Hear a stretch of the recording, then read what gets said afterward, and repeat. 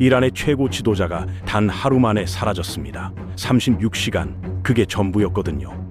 그 짧은 시간 안에 이란의 군사 지휘부 및 수뇌부 48명 또한 순식간에 제거됐습니다. 우리나라로 치면 군 장성, 장 차관 청장 등 고위 인사들이 한 번에 제거된 거죠. 미국과 이스라엘이 동시에 이란 전역을 향해 수백 발의 미사일을 퍼부었고 86세의 최고 지도자 하메네이는 세상을 떠났습니다. 혁명 수비대 시설이 불타오르고 해군 함정 9척이 순식간에 격침됐거든요. 트럼프는 이 작전을 장대한 분노라고 불렀는데 이름 그대로였습니다. 현대 전쟁사에서도 손꼽힐 만큼 파괴적이고 빠른 공격이었거든요. 수십 년간 중동을 주무르던 이슬람 공화국의 심장부가 단 하루 만에 날아간 겁니다. 중동이 요동치고 있고 세계 에너지 시장과 외교 질서도 함께 흔들리기 시작했습니다. 이 사건의 배경과 트럼프의 진짜 계산, 그리고 앞으로 어떤 파장이 이어질지 지금부터 하나씩 짚어보겠습니다. 이번 장대한 분노 작전은 단순한 미사일 몇 발짜리 공습이 아니었습니다. 미국과 이스라엘의 공군력이 동시에 투입됐고 이란 전역에 걸쳐 수백 개의 군사 표적이 체계적으로 타격됐거든요. 방공 체계가 먼저 무너졌고 그 다음 혁명수비대 시설과 미사일 기지, 해군 기지가 차례로 파괴됐습니다. 이란 해군본부도 완전히 파괴됐고 함정 9척이 격침됐습니다. 36시간 안에 이 모든 일이 벌어진 거거든요.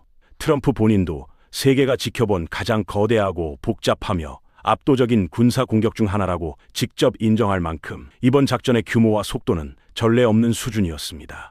단순한 경고성 타격이 아니었다는 건 표적 선정에서도 드러납니다. 방공망, 미사일 기지, 핵 관련 시설, 해군 기지, 혁명수비대 사령부, 그리고 최고 지도부까지 이란이 군사적으로 다시 일어설 수 있는 기반 자체를 처음부터 뿌리 뽑으려 했다는 거거든요. 이건 오랫동안 치밀하게 준비한 작전이었습니다.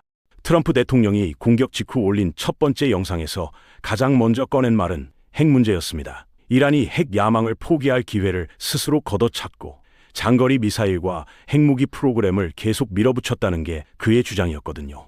구체적인 증거는 내놓지 않았지만 트럼프는 이란의 미사일이 유럽과 미군 기지를 위협하고 머지않아 미국 본토까지 닿을 수 있다고 경고하면서 공격의 정당성을 거듭 강조했습니다. 핵을 가진 이란이 얼마나 더 대담하게 행동할지 상상해보라는 말도 덧붙였거든요. 여기서 하나 짚고 넘어가야 할 게 있습니다. 2025년 6월 미국은 이미 이란 핵시설 3곳을 폭격한 적이 있었거든요. 포르도, 나탄즈, 이스파한, 이 세 시설이 당시 표적이었습니다. 트럼프는 그때 이란 핵시설을 완전히 박살냈다고 호언장담했습니다. 그런데 불과 몇 달 후 이번에 또 훨씬 큰 규모의 공습을 강행했다는 건 뭘 의미할까요? 2025년 공격이 이란의 핵 능력을 결정적으로 꺾지 못했다는 걸 트럼프 스스로 인정한 셈이거든요. 실제로 미국 자체 정보평가에서도 2025년 공격 결과를 이란 핵 능력을 상당히 약화시켰다는 수준으로 기록했습니다. 트럼프가 말한 완전히 파괴했다는 발언과 상당한 차이가 있었는데 이런 과장은 이번에도 반복됐거든요. 정치적 언어와 실제 군설과 사이의 간극을 어떻게 볼 것인지는 냉정하게 따져봐야 할 부분입니다. 협상 테이블에서도 놀라운 상황이 벌어졌습니다. 미국과 이란은 2025년부터 무려 8차례에 걸쳐 핵 협상을 이어왔는데 분위기가 완전히 험악한 것만도 아니었거든요. 협상 창구 역할을 해온 오만의 외무장관이 2026년 2월 26일에 상당한 진전이 있었다고 평가할 정도였습니다. 그런데 불과 며칠 후 대규모 공습이 터졌습니다. 이란이 핵 능력의 완전한 포기를 약속하지 않았고 미국은 협상만으로는 그걸 이끌어낼 수 없다는 결론을 내렸던 겁니다. 수뇌부를 직접 제거하지 않고는 목표를 달성할 수 없다고 판단한 거거든요. 2025년 취임 이후 트럼프는 이란과 핵 협상을 진행하는 동시에 최대 압박 제재를 병행해왔습니다. 이란 입장에서는 제재 압박 속에서 협상 카드를 최대한 끌어내려 했고 미국은 완전한 핵 포기를 끝까지 요구했거든요. 결국 이 간격이 좁혀지지 않자 트럼프가 군사력이라는 최후 카드를 꺼낸 겁니다. 공습의 표면적 명분은 핵이었지만 그 안에 또 다른 목표가 숨어 있었습니다. 트럼프는 군사행동 이후 이란 국민을 향해 용감하고 대담하게 나서서 당신들의 나라를 되찾으라. 미국은 여러분과 함께한다고 촉구했거든요. 직접 정권을 세워주는 게 아니라 혼란 속에서 친미 성향 세력이 주도권을 잡기를 기대한다는 계산이 깔린 겁니다. 이란에서는 2025년부터 경제 위기와 심각한 정치적 억압 속에 대규모 반정부 시위가 계속돼 왔습니다. 미국 측은 이란 정부가 시위대를 잔혹하게 진압했다고 강하게 비난하면서 독재 정권을 더 이상 용인할 수 없다는 논리를 군사 행동의 명분 중 하나로 내세웠거든요. 그런데 이란은 단순하게 볼 수 있는 나라가 아닙니다. 페르시아인, 아제르바이자인, 쿠르드족 등 다양한 민족이 복잡하게 얽혀 있어서 시위 당시에도 반정부 세력 사이에서 구심점이 쉽게 생기지 않았거든요. 권력의 공백이 생겼을 때 어떤 세력이 그 자리를 채울지 아직 아무도 예측하기 어렵습니다. 하메네이의 사망이 이란 내에서 어떻게 받아들여지고 있는지도 복잡합니다. 테헤란의 한 광장에 모인 시민들이 그의 사망을 슬퍼하는 장면이 포착되는가 하면 다른 한편에서는 해방됐다는 반응도 나왔거든요. 수십 년간 이어진 철권 통치에 지쳐온 사람들과 반미 민족주의 감정이 강한 사람들 사이의 간극이 이란 사회 내부에서도 갈리고 있는 겁니다.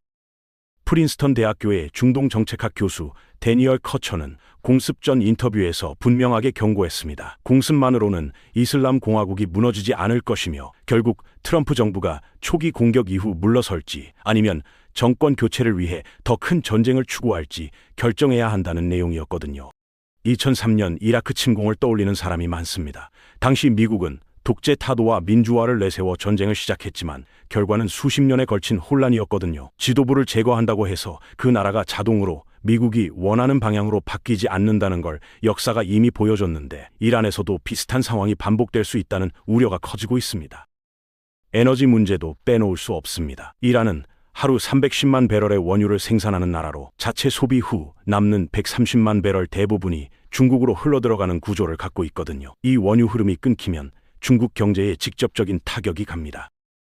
트럼프 정부는 2025년 취임 직후부터 이란에 최고 수준의 경제 제재를 가하고 이란산 원유를 사는 나라에 추가로 25% 관세를 부과하겠다고 위협했습니다. 하지만 중국을 상대로는 실제로 이를 관철하지 못했거든요. 이번 공습으로 이란의 원유 공급망 자체를 흔들어버리면 이야기가 달라집니다. 중국의 하루 평균 원유 수입량은 1027만 배럴인데 그중 이란산이 차지하는 비중이 무려 13%에 달합니다. 경제 제재를 받는 이란산 원유를 아주 싼 가격에 사들여 생산 원가를 낮춰온 중국 입장에서는 이 공급이 막히면 적재빈 경제적 타격을 받을 수밖에 없거든요. 이란에 대한 제재와 관세 위협으로는 꿈쩍도 하지 않던 중국을 이번 군사 행동으로 간접적으로 압박하는 효과를 거두는 셈이거든요. 경제 전쟁과 군사 행동을 동시에 활용해 중국의 원유 수입 구조를 흔드는 전략이라고 볼 수 있습니다. 반면 러시아는 상황이 조금 다릅니다. 중국이 이란산 원유를 수입하지 못하게 되면 그 빈자리를 러시아산 원유가 채울 가능성이 열리거든요. 실제로 러시아는 이번 미국의 공습에 대해 블라디미르 푸틴 대통령이 직접 나서서 강하게 비난하지 않았습니다. 드미트리 메드베데프 전 대통령이 트럼프의 본색이 드러났다며 강하게 비난하는 선에서 그쳤거든요. 에너지 타격을 받는 중국과 반사 이익을 기대하는 러시아, 두 강대국의 셈법이 이렇게 엇갈리고 있는 겁니다. 중국이 이란산 원유를 잃으면 러시아산에 더 의존하게 되는데 이 역시 트럼프에게 나쁜 그림은 아닙니다. 중국을 에너지 면에서 계속 압박하면서 러시아와 중국 사이에 균열을 유도할 수 있거든요. 중국도 결국 강한 반응을 내놓지 않았습니다. 유엔 주재 중국 대사가 이란의 주권과 영토 보존은 반드시 존중돼야 하며 군사 행동을 즉각 중단하고 대화와 협상으로 돌아가야 한다는 원론적인 입장을 밝히는 데 그쳤거든요. 미국이 가장 강력한 형태의 군사 행동을 펼쳤는데 중국이 말 몇 마디로 끝낸 건 그 자체로 의미심장합니다. 에너지 패권이라는 더 큰 그림도 있습니다. 이미 세계 최대 산유국인 미국이 중동 원유 생산에까지 영향력을 갖게 된다면 석유 수출국 기구를 훨씬 뛰어넘는 에너지 패권을 손에 쥐는 게 가능해집니다. 향후 이란의 주도권을 잡는 세력이 원유 문제에서 미국의 요구를 받아들이게 유도한다면 미국의 글로벌 에너지 지배력은 전혀 다른 수준으로 높아지거든요. 베네수엘라산 원유에 이어 중동 원유까지 직간접적으로 영향력을 갖게 된다는 건 미국이 글로벌 에너지 시장에서 사실상 결정권을 쥐게 된다는 의미이거든요. 이란산 석유를 주로 수입하는 중국을 에너지 면에서 흔드는 동시에 중동 내 미국의 영향력을 확장하고 이스라엘과의 동맹을 강화하는 효과까지 이 세 가지가 한꺼번에 맞아 떨어지는 그림을 트럼프가 노렸다는 분석이 나오는 이유입니다. 국내 정치 계산도 완전히 배제하기는 어렵습니다. 트럼프는 줄곧 오바마와 바이든이 망쳐놓은 이란 문제를 자신이 정리한다는 서사를 강조해왔거든요. 이 메시지는 공화당 지지층에게 강하게 어필하고 강경한 군사 행동은 강한 미국이라는 이미지를 극적으로 부각시키는 수단이 됩니다. 실제로 이번 공습도 의회의 사전 승인 없이 대통령 단독 결정으로 진행됐습니다. 이 때문에 전쟁 권한법을 둘러싼 의회와의 충돌이 불거졌거든요. 2025년 6월의 핵시설 공습과 2026년 2월의 대규모 작전, 두 번 모두 의회를 건너뛴 채 강행됐다는 건 안보 판단과 별개로 정치적 선택이 강하게 개입됐다는 증거로 자주 지적됩니다. 비판자들은 이를 국내 정치용 행동이라고 부르면서 지지층 결집과 관심 전환 효과를 노린 것이라고 분석합니다. 완전히 틀린 말이라고 하기 어려운 이유는 대외 군사 행동과 국내 지지율 사이의 관계가 미국 정치사에서 반복적으로 확인돼 왔기 때문이거든요.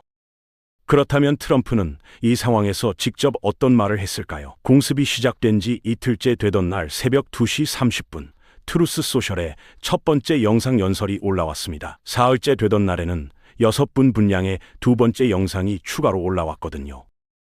두 번째 영상에서 트럼프는 모든 목표가 달성될 때까지 전투 작전은 계속된다고 선언했습니다. 미군 3명이 전사한 것에 대해 애도를 표했지만 이 일이 끝나기 전에 더 많은 희생이 있을 것이라고 솔직하게 밝혔거든요. 그러면서 미국은 그들의 죽음에 복수할 것이며 문명을 상대로 전쟁해온 테러리스트들에게 가장 가혹한 타격을 가할 것이라고 강조했습니다.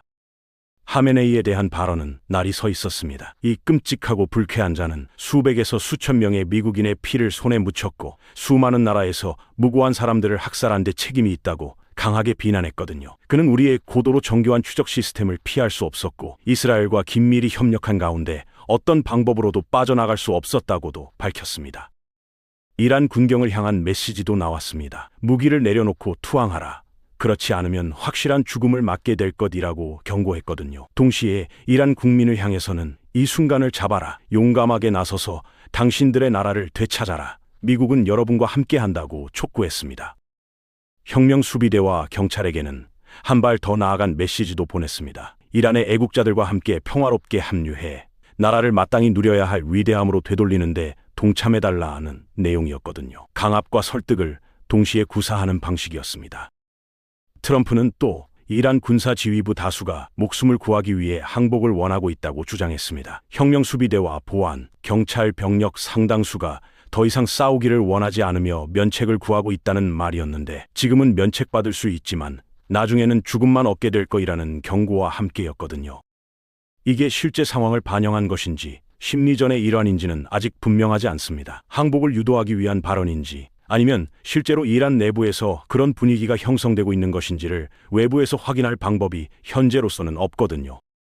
호르무즈 해협도 주요 변수입니다. 전 세계의 원유 수송량의 약 20%가 이 좁은 해협을 통과하는데 이란이 해협을 봉쇄하거나 통과 선박을 공격하는 방식으로 보복에 나설 경우 글로벌 에너지 가격이 폭등할 수 있거든요. 이란 해군이 이번 공습으로 크게 약화됐다지만 이 가능성을 완전히 배제하기는 어렵습니다.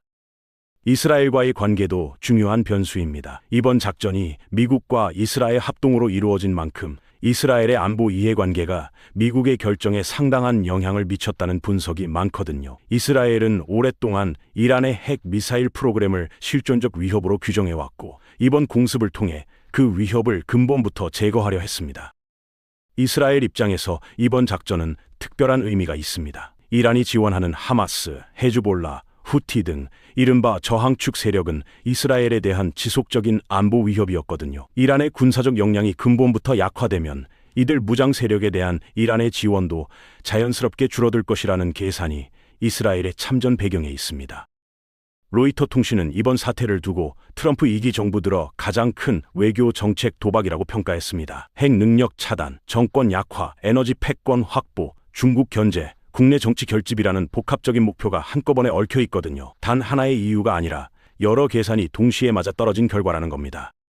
문제는 이 모든 게 트럼프가 원하는 방향으로 흘러갈 것이냐 하는 점입니다. 이란의 권력 공백을 어떤 세력이 메울지는 아직 모르고 이란 국민이 실제로 들고 일어날지도 불확실하거든요. 2010년대 초 아랍의 봄 이후 중동에서는 민주정권 대신 신정국가들이 잇따라 들어섰던 전례가 있습니다.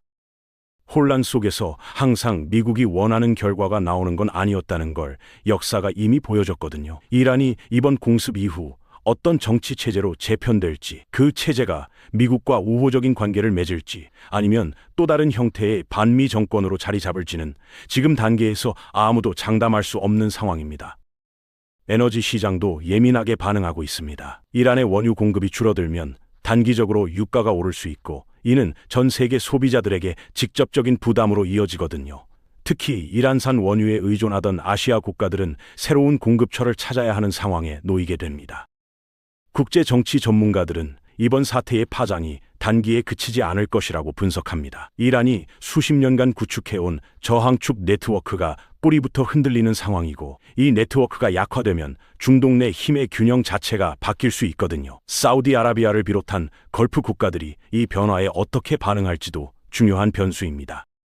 중동 전체 세력 구조가 근본부터 재편되는 거대한 전환점에 우리가 서 있는 겁니다. 트럼프가 단기적인 군사 승리 이후 어떤 전략을 택할지, 이란 내부에서 어떤 세력이 권력의 공백을 채울지, 중국과 러시아가 이 상황에 어떻게 대응할지가 앞으로 세계 질서의 방향을 결정하게 될 거거든요. 역사는 종종 예측 불가능한 방식으로 흘러갑니다. 36시간 만에 한 나라의 지도부가 사라진 이 사건이 결국 어떤 결말로 이어질지 아직은 아무도 장담할 수 없는 상황이거든요. 분명한 건 단 하나입니다. 세계가 지금 완전히 새로운 국면에 접어들었고, 그 파장이 중동을 넘어 우리 모두에게 어떤 방식으로든 영향을 미칠 것이라는 점, 그것만큼은 확실합니다. 오늘 이야기는 여기서 끝입니다. 흥미로우셨다면 좋아요와 구독 부탁드리죠.